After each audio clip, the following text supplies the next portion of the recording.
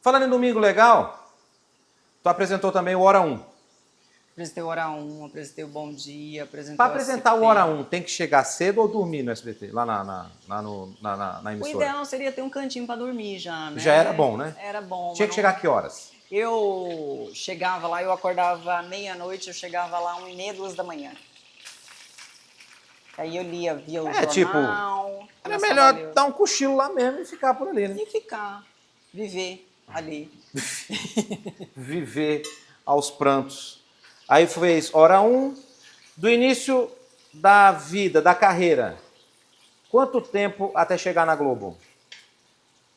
Eu comecei em Alagoas, na antiga era na Band rapidamente, depois antiga educativa como estagiária, aí virei apresentadora lá.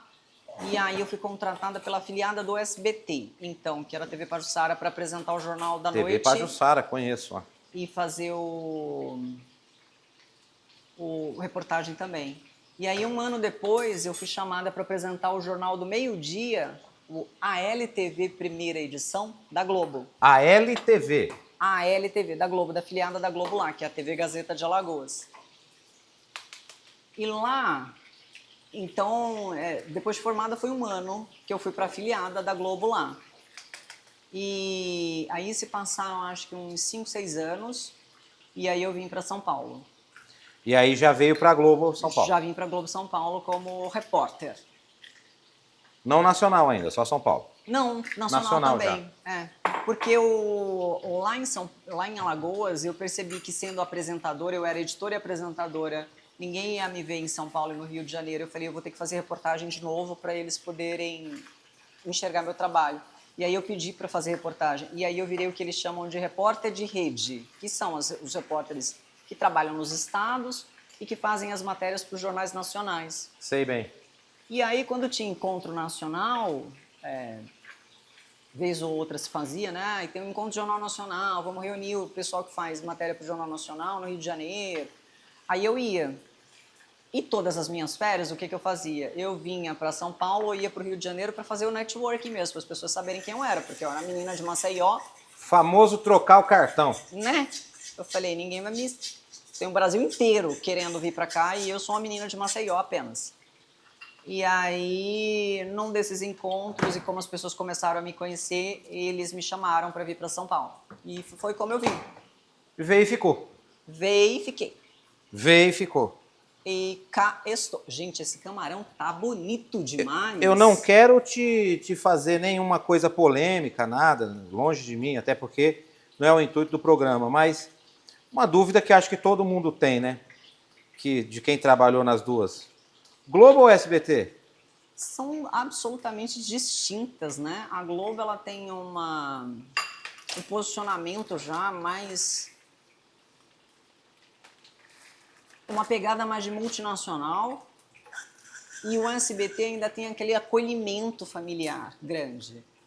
Então, isso é uma coisa diferente já, desde o princípio. Uhum. É óbvio que tem diferença também de estrutura. Salário. Não, equipamentos, né? Eu acho que hoje no mercado está meio equiparado, viu? Eu acho que antigamente tinha uma discrepância maior salarial, hoje não tem tanto, não. Descobriram, né? Descobri que não tem tanto, não. Não, e a galera descobriu que pode pagar o que tem, né? Exato. O que quer, que a galera precisa trabalhar. Agora, uma coisa que é inquestionável é que quem faz televisão ama muito isso, né, Ceará? E aí, os profissionais na Globo, no SBT, na Band, na Record, na Rede TV, a galera gosta de fazer muito isso e se dedica muito a isso. A gente tem muita gente boa trabalhando. Eu vou falar uma frase, que essa frase é minha, fui eu que inventei, tá? Trabalhar na televisão é legal porque você fala com o povo. E é ruim que você tem que falar com o diretor. Deu risada aqui. Tô errado, Jacaré? Essa frase é minha. Se um dia alguém usar aí, pode usar essa frase aí. Trabalhar na televisão é bom, você fala com o povo. Mas é ruim que você tem que falar com o diretor. Tem às vezes que isso, né? Falar com o diretor. Não, tem uma galera legal. Eu acho que quem estava dirigindo vocês era o legal. Marcelo, lá no Chega Mais? A gente teve o Carlinhos primeiro. maravilhoso, Carlos Aleixo. Sei. Gosto muito dele, já tinha trabalhado com ele no Carnaval. O Marcelo Você já fez carnaval da SBT? Castenbaum, já fiz Carnaval Nossa, da eu fui SBT. uma vez pra nunca mais. Eu fiz Carnaval minha vida inteira profissional. Amo o Carnaval. Equipe amo maravilhosa. A cobertura. Fabi foi. Fabi. Eu fiz umas coberturas lá, umas reportagens com a Milene Pavorô, tudo. Mas não é que é muita loucura. É. Eu trabalhava das 6 da manhã, que a gente acordava no hotel às 6 da manhã, já lá embaixo, tomando café. E voltava tipo 9, 10, 11 da noite, assim, cara. É insano. Era insano. É insano. É insano. Carnaval em Salvador pra fazer cobertura. Fala, não, vai ser legal, você vai curtir o SBT. É, legal. O volume de trabalho é realmente... O Marcelo Santisteban não foi diretor, então, do Chega Mais, achei que ele O Marcelo foi... Castenbaum foi Castenbaum. Castenbaum, isso. É Santisteban, ó, Castenbaum. E eu tinha conhecido o Marcelo quando eu fiz o Bake Off Brasil Celebridades. Bake Off. Então, duas pessoas com quem eu trabalhei que eu acho assim que são super profissionais. Gosto muito do Carlinhos e do Marcelo. Depois veio o Ariel, O Ariel, que era da Eliana. que era da Eliana. Também Sim. um diretor excepcional. Maravilhoso. Eu, quando estava trabalhando na Record, eu indiquei ele para trabalhar na Record, só que aí acabou o programa que eu indiquei para ele trabalhar. Então saiu a Raquel, saiu eu, saiu todo mundo e ele não entrou. Né? Consequentemente. Consequentemente, ele não entrou. Consequentemente, então, trabalhamos com o Ariel também. E no final a gente ficou com o Ricardinho, que era do time do Ariel também, lá na Eliana, Ricardo Carmona. Esses meninos têm um sobrenome difícil, né? É Marcelo Castenbaum. Marcelo Castenbaum. Ariel Jacobitz. Isso aí mesmo, Jacobitz. Olha aqui, ó. Jacobitz. Aqui. Haters. Responde ou bloqueia? Às vezes eu respondo, às vezes eu ignoro, mas não bloqueio. Não bloqueia? Não tem problema, não. Porque eu entendo que, sei lá, a partir do momento em que você coloca a sua cara para se tornar uma pessoa pública, as pessoas vão falar. Como eu já disse, as pessoas não podem, não devem falar tudo que elas querem, porque a internet é uma terra com lei e não sem lei. Mas eu acho que quando a gente ignora, às vezes é melhor. Acho que as Entendi. pessoas, às vezes você alimentar respondendo não é legal. Deixa pra lá. É claro que nada nunca passou muito do limite que eu precisasse entrar com um processo. Só o carro da barata, o processo. Nem processei, tadinho do moço do carro da barata lá. Mas é aquela história, né? Se você processar ele, você vai tomar o quê, né? Ia levar o carro. Eu nem lembro qual era o carro, era uma Paraty 1980 talvez. Tá gostou? Ó, corta a carne, come junto com o camarão. Essa carne tá maravilhosa. Harmonizou? Uhum. E aí, gostou? Uma delícia, nossa Gostou? senhora, pode me chamar todas as vezes, gente. Vou chamar quando tiver a temporada. Agora a gente vai gravar uma temporada que é fazendo doce. Doce? Vai chamar Seu Cozinho. Você faz doce? Eu faço. E a gente vai trazer a pessoa para fazer um doce aqui no final. 2 perguntas finais e a gente vai fazer o grande talento e nome deste programa.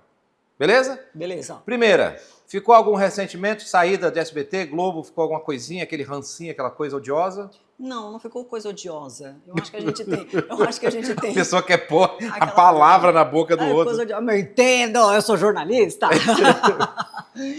Eu acho que eu fiquei com vontade de mais coisas que eu poderia ter feito na Globo, mais coisas que eu poderia ter feito O na Chega SBT. Mais foi só Chega, né? Foi chega! O mais! O mais não deram. Mais!